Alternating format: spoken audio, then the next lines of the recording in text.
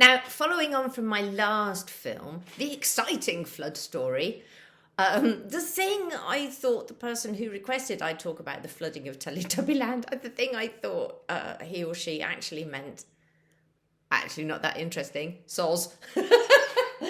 I think they meant about it being flooded at the end when we'd finished filming.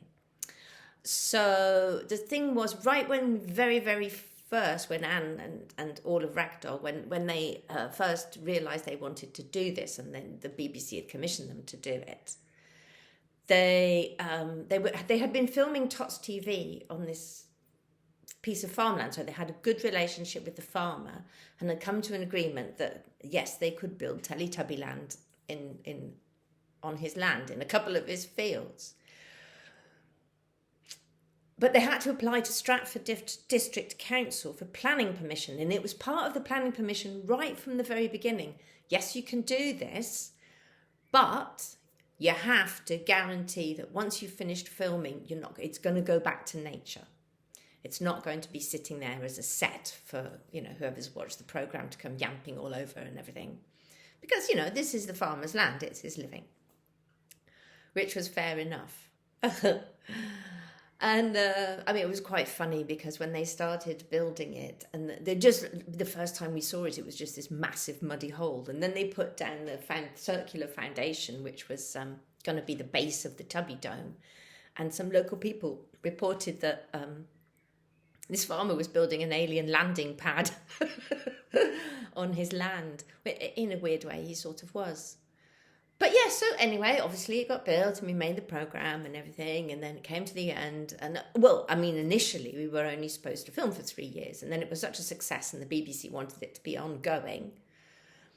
And Anne and Andy and everyone just said, well, we're not just going to do it indefinitely because we're creative people and we need to do new things. So they agreed to however many episodes it was, to make it up to 365, so there was one for every day of the year, and then also Teletubbies everywhere.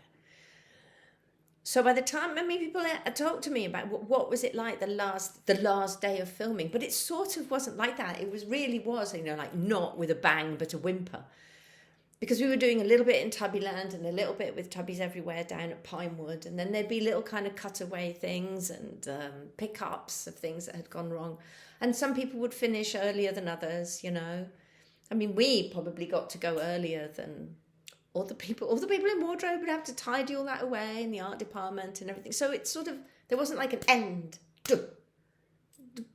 Petered out. Anyway, so when it was all finished, then yes, we had to put the thing back to nature. And they decided they were going to flood it and make it into a lake, and that got passed by the council, and the farmer was happy and everything. And that is what happened, and that's how it is today. If you drive by one of the roads, you can't drive very close to it, but if you know it's there, you can see sort of the surrounding hillocks and the dip, and apparently it's water there. Some people went back to have a look at it. I remember having a conversation with Andy Davenport, and we were going, oh, shall we go? Like this afternoon when we're both free, shall we just go and have a look at Tubbyland? And then we couldn't bring ourselves to do it. I don't know if he went afterwards. I never did, because it's kind of like seeing a dead person. Prefer to remember it when it was alive.